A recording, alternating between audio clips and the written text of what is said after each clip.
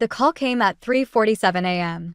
I remember staring at the red numbers on my bedside clock, trying to make sense of the words coming through my phone. My father's business partner, James, was speaking too fast, his voice cracking. "Alara, there's been an accident. Your parents. The police found their car off Mountain Pass Road." "I'm so sorry." My name is Alara, and that call marked the moment my carefully constructed world began to crumble. I sat there in the dark, clutching my phone long after James had hung up. The house was quiet except for Griffin's steady breathing beside me. My husband hadn't stirred during the call, and I couldn't bring myself to wake him yet. I needed these few moments alone to process what I'd heard. The police said it was a tragic accident, brake failure on a dangerous road. But my father had always been meticulous about car maintenance. Always. I slipped out of bed and went to the kitchen, my bare feet silent against the cold tiles. The familiar space felt foreign in the pre-dawn darkness. As I reached for a glass of water, my hand trembled so badly I nearly dropped it. "Mom?" Rowan's voice startled me. My 18-year-old son stood in the doorway, looking younger than usual in his oversized t-shirt. "What's wrong?" I turned away, buying time by filling my glass. "Your grandparents." The words stuck in my throat. "There's been an accident." "What kind of accident?" His voice sharpened with worry. Before I could answer, Griffin appeared behind him. My husband's normally perfect hair was tousled from sleep, but his eyes were alert. Too alert for someone who'd just woken up. "What's going on?" Griffin asked, though something in his tone made me wonder if he already knew. I told them about the call. As I spoke, Griffin's expression shifted from concern to something else, something calculating. He placed a hand on my shoulder, but his next words made my skin crawl. "We should call the lawyer first thing in the morning. Make sure everything's in order with the estate." Rowan shot his father a disgusted look. "Really, Dad?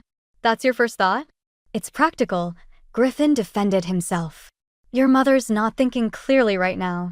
Someone needs to handle the business side of things." I shrugged off his hand. "My parents are dead, Griffin. They're dead, and you're talking about their money." "I'm trying to help," he insisted, but there was an edge to his voice I'd never noticed before. Or maybe I just never wanted to notice it. The rest of that night passed in a blur. I made calls to my sister overseas, to family friends, to the funeral home. Griffin hovered nearby, always listening, always offering to handle things. Each time he spoke about practical matters, something cold settled deeper in my stomach. Around dawn, I found myself alone in my father's study, surrounded by photos of happier times. One caught my eye. My parents at their 40th anniversary party last month. Dad was laughing at something Mom had said, his hand protectively on her back. They looked so alive, so vital. My phone buzzed with a text from James. "Need to talk to you alone." "Important. Your father left me something to give you."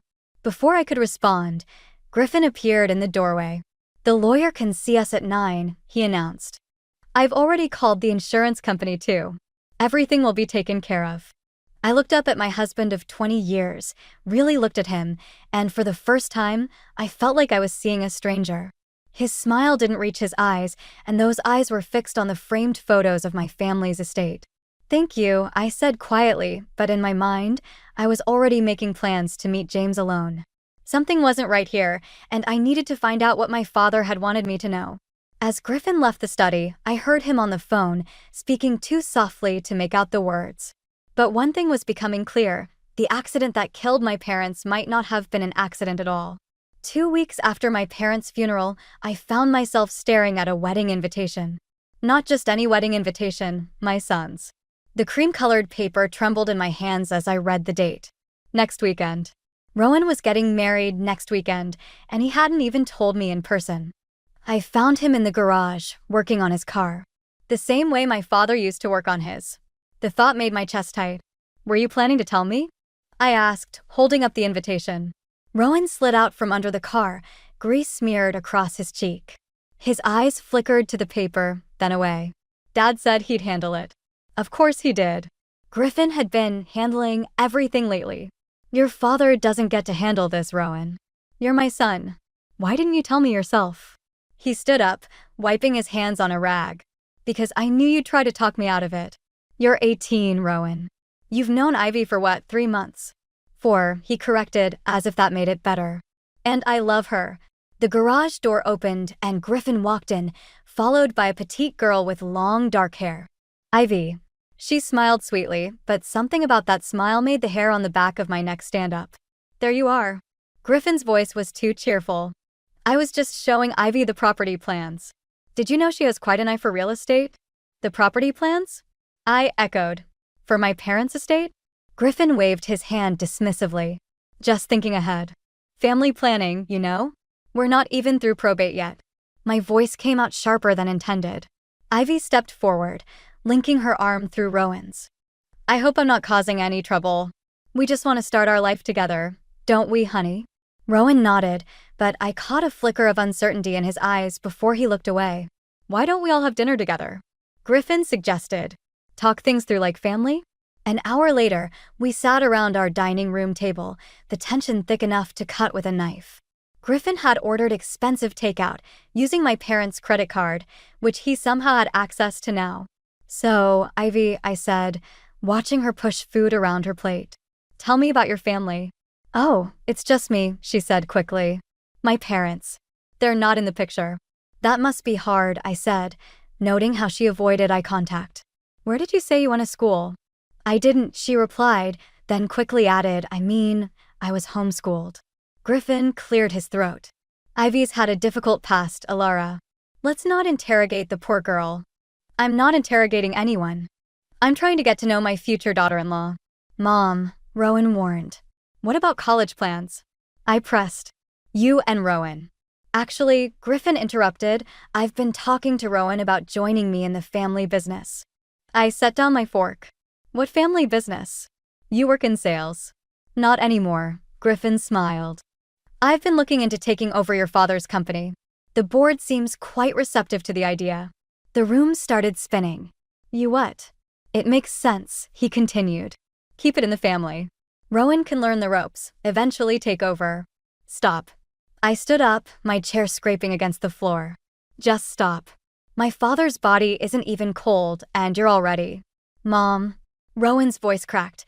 Can you not make everything about them? I looked at my son, really looked at him. He seemed smaller somehow, caught between his father's ambition and my grief. But there was something else in his expression, a desperation I couldn't quite understand. Ivy placed her hand over his. Maybe we should go, she said softly. As they stood to leave, I caught a glimpse of her phone screen lighting up with a message. The name, Asher, flashed briefly before she tucked it away. After they left, Griffin approached me with that practiced, concerned expression. You're not thinking clearly, sweetheart. Let me handle things for a while. I stepped back from his reaching hand. You keep saying that, but I'm starting to wonder exactly what you're handling and why. His smile faltered for just a moment, but it was enough. In that split second, I saw something that chilled me to the bone, the same calculating look I'd noticed the night my parents died. I needed answers, and I knew just where to start. Tomorrow, I would meet James and find out what my father had left for me. But first, I needed to know more about this mysterious Asher who was messaging my future daughter-in-law. Meeting James felt like a betrayal, even though Griffin was the one I couldn't trust anymore. I parked 3 blocks from the coffee shop, checking my rearview mirror twice before getting out. Paranoid? Maybe. But after what I'd found this morning, I couldn't be too careful. James was already waiting, his usually immaculate suit wrinkled like he'd slept in it. Dark circles under his eyes matched my own. You look terrible, I said, sliding into the booth. You should see the other guy. He attempted a smile that didn't reach his eyes. Did you bring it? I pulled out my father's letter, found hidden in his desk drawer this morning. Tell me what this means, James. He glanced around before reading it, his face growing paler. The letter was typical Dad, straight to the point. If anything happens to your mother and me, don't trust the numbers. Griffin's been cooking the books. Get James to show you the real accounts. Your father suspected something was wrong months ago, James said quietly. The company's finances weren't adding up. Large transfers to offshore accounts, unauthorized investments. In Griffin's name? Shell companies. But we traced them. Your husband's been embezzling for years, Alara. Small amounts at first, then bigger ones. Your father was planning to confront him the day of the accident. My coffee turned to acid in my stomach. The brakes. James nodded grimly. The mechanic who serviced their car the week before disappeared, along with all maintenance records. My phone buzzed. A text from Griffin. Where are you? Important meeting with the board at 2. Need you here. There's more, James said, sliding a USB drive across the table. Your father kept detailed records. But be careful who sees these. Someone at the company is helping Griffin, someone with access to. The coffee shop door chimed. Ivy walked in, arm in arm with a young man I didn't recognize. They were too engrossed in each other to notice us. The way he touched her arm, whispered in her ear, this wasn't just a friendly meeting. Who's that? I whispered to James. Asher Reynolds. Tessa's son. He worked as an intern at the company last summer. The name hit me like a punch to the gut. The same Asher from Ivy's phone. My phone buzzed again. Griffin called Rowan. He says you're not at yoga class like you told him. I need to go, I said, standing abruptly.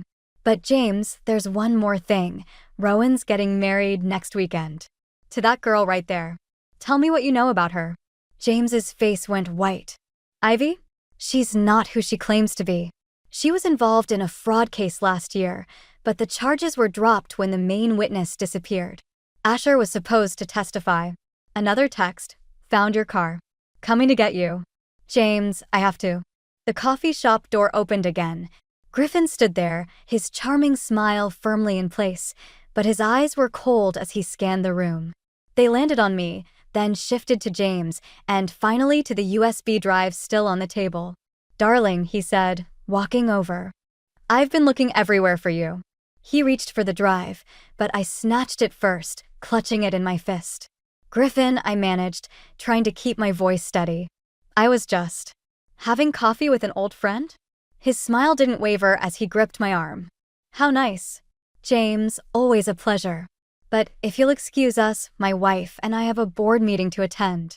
As Griffin steered me toward the door, I caught one last glimpse of Ivy and Asher. They were watching us now, their expressions unreadable. But just before we left, I saw Ivy pull out her phone and make a call. In the car, Griffin drove in silence for several minutes before speaking. You know, sweetheart, curiosity can be dangerous. Especially when it comes to family matters. I thought of my parents' car, of missing brake records and disappeared witnesses. Of my son rushing into marriage with a woman connected to it all. Is that a threat? I asked quietly. He patted my hand, his wedding ring glinting in the sunlight. Of course not. Just a friendly warning. After all, we wouldn't want anything to happen to Rowan, would we? The USB drive felt like it was burning a hole in my pocket. Whatever was on it, whatever truth it revealed, I knew one thing for certain. I was running out of time to save my son. I hadn't spoken to Tessa in nearly 2 years, not since she moved across the country after her divorce. But seeing her number in James's contact list felt like finding a lifeline. I called her from a burner phone I'd bought that morning, sitting in my car 3 towns over from home. She answered on the first ring. I've been waiting for your call. You knew. About Griffin? Honey, I tried to warn you 20 years ago. Her voice softened. But that's not why you're calling now, is it? It's about Asher, I said. And Ivy. The silence on the other end stretched so long I thought we'd lost connection. Finally, Tessa spoke, her voice tight. Where are you? We need to talk in person. An hour later, I sat across from her in a dingy motel room. Tessa hadn't changed much, still fierce, still direct. She pulled out a laptop and opened a file. First, you need to see this. She turned the screen toward me. It showed security camera footage of Griffin meeting with Ivy in a parking garage. The timestamp was from 6 months ago. They knew each other? My voice sounded distant to my own ears. Ivy worked for Griffin last year, under a different name. She was part of his scheme to embezzle from your father's company. When things got hot, she disappeared, along with nearly $2 million. My hands started shaking. And now she's marrying my son. It gets worse. Tessa pulled up another file. Asher was working at your father's company when he discovered the fraud. He was going to testify, but she swallowed hard. Someone threatened his life. My son had to go into hiding. But I just saw him with Ivy at the coffee shop. Because he's trying to get evidence against her and Griffin. They don't know he's my son. He changed his name, his appearance. He's been working undercover, trying to protect. She stopped abruptly as my phone buzzed. A text from an unknown number. Check your email. Now, I opened my email to find a video attachment. The thumbnail showed Rowan, sitting in what looked like a warehouse. My heart stopped. "Play it," Tessa said quietly. Rowan's face filled the screen. He looked terrified. "Mom, if you're watching this, I'm okay. But you need to stop digging. Please. Just let it go. Sign the company over to Dad like he wants, and everything will be fine. I'm sorry. I'm so sorry." The video ended. Another text came through. "You have 24 hours. The paperwork is on your desk at home. They're using my son to force my hand." My voice cracked. "I have to give them what they want." "No," Tessa said firmly. "That's exactly what they expect. But we have something they don't know about." She reached into her bag and pulled out a familiar-looking USB drive. "James gave you a copy? Better. This is the original. What Griffin took from you was a decoy." She smiled grimly. "James and I have been working together for months, gathering evidence. We just needed you to wake up and see the truth." My phone buzzed again. "Griffin, coming home soon, darling? We need to discuss the company transfer." "He's getting desperate," Tessa observed. "Men like Griffin get sloppy when they're desperate." I thought of my parents' accident, of Rowan's fear in that video, of all the signs I'd ignored for years. "What's our next move?" "First, you go home. Act normal. Let Griffin think he's won." Tessa's eyes hardened. "Meanwhile, Asher will get Rowan out. We have people in place. And then? Then we spring the trap." "But Alara," she gripped my hand. "Are you ready for what comes next? Because once we start this, there's no going back. Griffin will lose everything." I thought of my father's letter, of James's warnings, of my son's frightened face. Griffin already took everything from me. Now it's my turn. As I drove home, I composed my face into the mask of submission Griffin would expect. Let him think he'd broken me. Let him believe he'd won. But for the first time since my parents died, I felt something other than grief or fear. I felt powerful. And I finally understood, sometimes the best revenge isn't served cold. Sometimes it burns everything to the ground. The wedding rehearsal dinner felt like a powder keg waiting to explode. I watched Ivy work the room, her white dress a mockery of innocence as she charmed our family friends. Griffin stood nearby, playing the proud father-in-law perfectly. Too perfectly. Asher was there too, posing as Ivy's childhood friend. Our eyes met across the room, and he gave an imperceptible nod. The signal we'd arranged. He'd found Rowan. "Beautiful evening, isn't it?" Ivy appeared at my elbow, making me jump. Though I wish we could have held it at the estate. Griffin mentioned it might be possible after the company transfer. My champagne glass trembled slightly. "Did he?" "Oh yes." Her smile didn't reach her eyes. "He has such wonderful plans for the company. Rowan's so excited to learn the business from his father." "Where's my son, Ivy?" Her expression flickered. "Probably just running late. You know how boys are." "Do I?" I stepped closer, lowering my voice. "Like how you know Asher?" The color drained from her face. Before she could respond, Griffin appeared between us. "Everything all right here?" His hand gripped my arm, warning disguised as affection. My phone buzzed. A text from Tessa. "Package secured. Wait for signal." Relief flooded through me. They had Rowan. He was safe. Now for the next part of the plan. "Actually," I said, raising my voice slightly, Ivy was just about to explain how she knows Asher Reynolds. The room didn't quite go silent, but the atmosphere shifted. Griffin's fingers dug deeper into my arm. "Darling, this isn't the time." "It's exactly the time." I pulled away from him.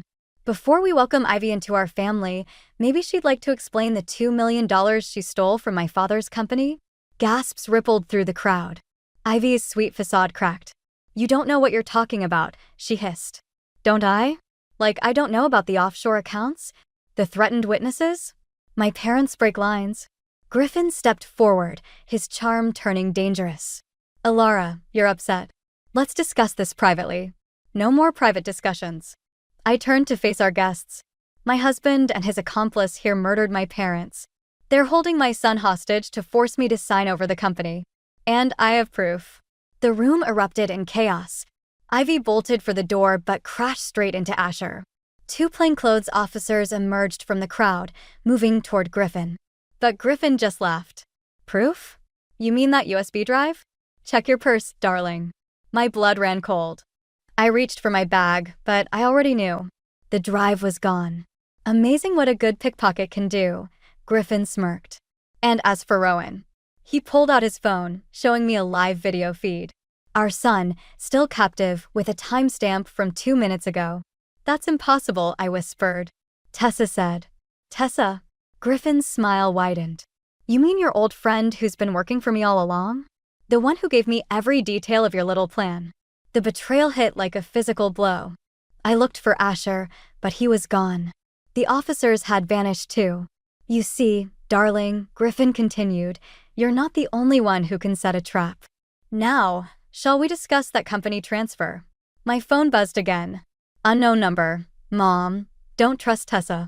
She's not who you think. But I'm okay. For real this time. Check the kitchen. I backed away from Griffin, my mind racing. The kitchen, where Asher had been setting up the catering earlier, where he'd insisted on handling the champagne himself. Actually, I said, lifting my glass, let's have a toast first. To new beginnings. Griffin's smug expression faltered as he watched me raise the champagne to my lips. For the first time, real fear crept into his eyes. What did you do? I smiled, channeling his own cold confidence. You're not the only one who can play games, darling. Now, about those brake lines. The sound of police sirens filled the air outside, and this time, they were real. Griffin lunged for the door, but it was already too late. Everything was about to change, and for once, I was the one in control. The police interrogation room felt colder than it should have. I sat there, staring at my reflection in the two-way mirror, wondering how everything had gone so wrong.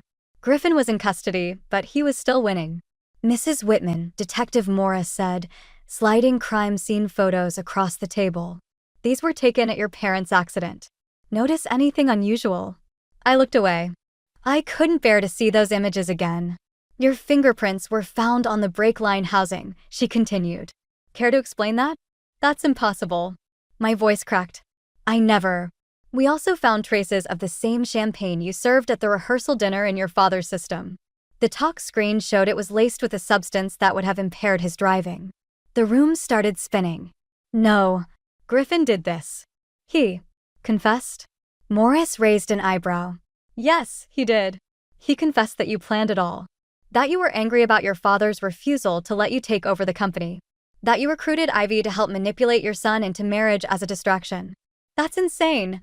I stood up so fast my chair clattered backward. Where's Rowan? I need to see my son. Sit down, Mrs. Whitman. Morris's voice hardened. Rowan's with his father. Griffin's been released. Released? The word felt like ash in my mouth. His confession was very compelling, especially with the evidence Tessa provided. A knock at the door interrupted us. Another detective entered, whispering something to Morris. She nodded, then turned back to me.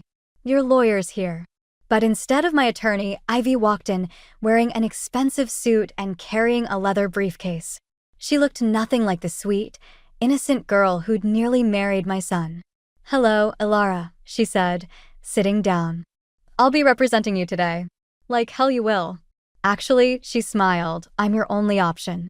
Your assets have been frozen. Griffin's evidence was quite thorough. The only person who can help you now is me. Morris left us alone. As soon as the door closed, Ivy's smile vanished. Here's the deal, she said.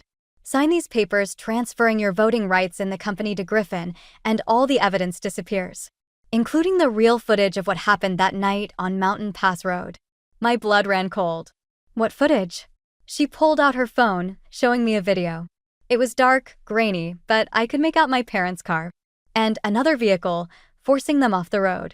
Behind the wheel, my stomach lurched, was Tessa. Your friend was very helpful, Ivy said. Though she didn't know the whole plan. Griffin can be very persuasive when he wants something. Where's my son? I demanded. The real Rowan, not whatever decoy you used at the rehearsal. Safe. For now.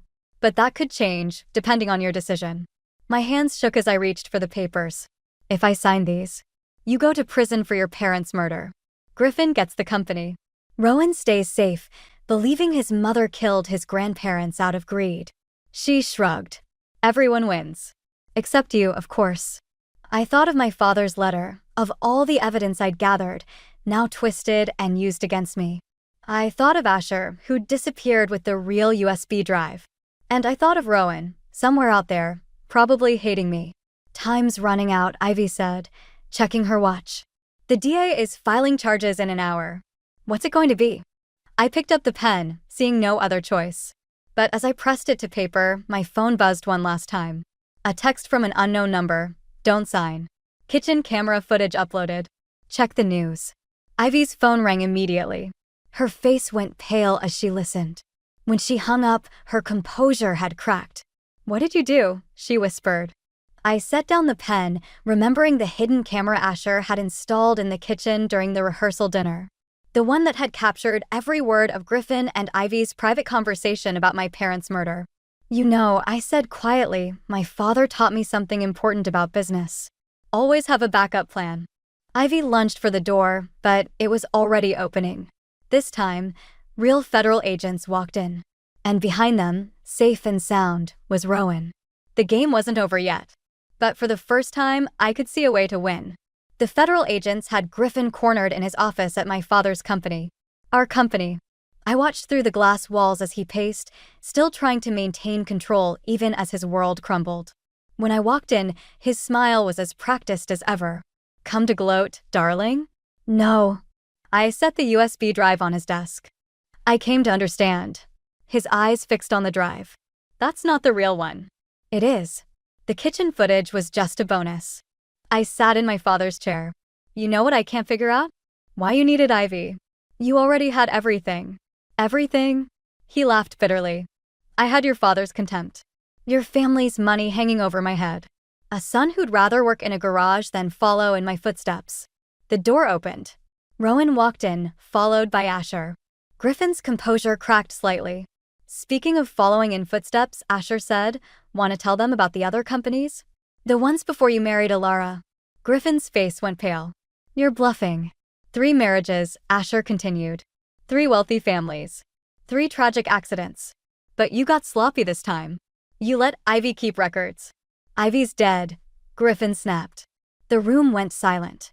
Rowan stepped forward, his hands shaking. "What did you say?" She knew too much. Threatened to expose everything unless I paid her more. Poor girl, driving so fast on Mountain Pass Road. Griffin's smile returned, colder than ever. Like mother, like son. Always choosing the wrong people to trust. Rowan lunged forward, but Asher caught him. I stayed seated, watching my husband's facade finally crack. "You know what your father told me the night he died?" Griffin's voice shook. "That he was changing his will. Leaving everything to Rowan directly. Cutting us both out. I couldn't let that happen. I deserved." "You deserved what?" I stood slowly. "To kill my parents? To traumatize our son? To murder an innocent girl because she wanted a bigger cut? Innocent?" He scoffed. "She was working with Asher the whole time. They thought they could outplay me. But I'm always 3 steps ahead." "2 steps," Asher corrected. "Ivy's not dead." The office door opened again. Ivy walked in, very much alive, flanked by federal agents. But she wasn't wearing her usual sweet smile. She looked terrified. "Tell them," Asher urged her. "Tell them what really happened that night." Ivy's voice trembled. "I was supposed to get close to Rowan. Help Griffin access the estate after his parents died. But then Asher warned me what happened to Griffin's other wives. Their families. You were never going to let any of us live, I realized. Once you had control of the company. Business is business," Griffin said flatly. "Nothing personal." "Nothing personal?" Rowan's voice cracked. "You killed my grandparents. Tried to kill Mom. Used me as bait. How is that not personal? I gave you everything," Griffin shouted, his calm finally shattering. "Both of you. And you never appreciated it. Never saw what I could be if you just got out of my way." He reached into his desk drawer. The agents drew their weapons, but I held up my hand. "The gun's not there, Griffin. I removed it this morning. Along with the evidence you thought you had against me." I stepped closer. "You want to know your biggest mistake? Thinking you had to become someone else to be worthy. My father would have given you everything if you'd just been honest." "Liar," he whispered, but his hands were shaking. "Check your email," Asher said. The last message your father-in-law sent before he died. The one you never saw because Ivy intercepted it. Griffin's computer dinged. As he read the message, all color drained from his face. A partnership, he said quietly. He was offering me. A real place in the family, I finished. But you couldn't see it. You were too busy planning our deaths.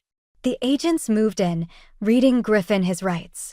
As they led him away, he looked back one last time. I really did love you, he said. Both of you. I know, I replied. That's what makes this tragedy, not just crime.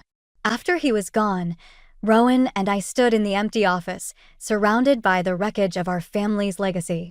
But as I looked at my son, I saw something I hadn't noticed before: strength. Not Griffin's false confidence, but something real. Something like hope.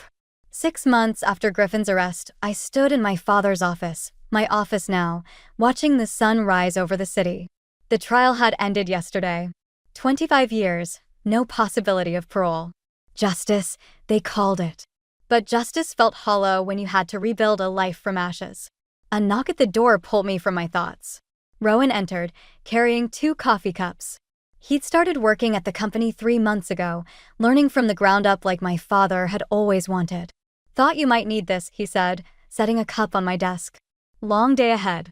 The board meeting? He nodded. Ivy's testimony is being presented. Her immunity deal went through. I studied my son's face, searching for signs of the pain that name used to bring. But he seemed calmer now, stronger. You know, he said, I found something in Dad's old files yesterday. Want to see it? He pulled out a worn envelope. Inside was a photograph I'd never seen before. Griffin holding newborn Rowan, looking not at the camera, but at his son with pure, unguarded love. He wasn't always the monster we know now, Rowan said quietly. No, I agreed. But that makes it worse, doesn't it? Knowing he was capable of better. The intercom buzzed. My assistant's voice was hesitant. Mrs. Whitman? There's someone here to see you. From the prison. Rowan tensed. Mom, you don't have to. It's okay. I squeezed his hand. I need to do this. The visitor wasn't Griffin. He wasn't allowed visitors yet. It was Tessa. She looked smaller in her prison uniform, all her fierce energy contained now. You came, she said simply. You asked. I gestured for her to sit, though I'm not sure why. She placed a manila envelope on my desk. Because I owe you the truth.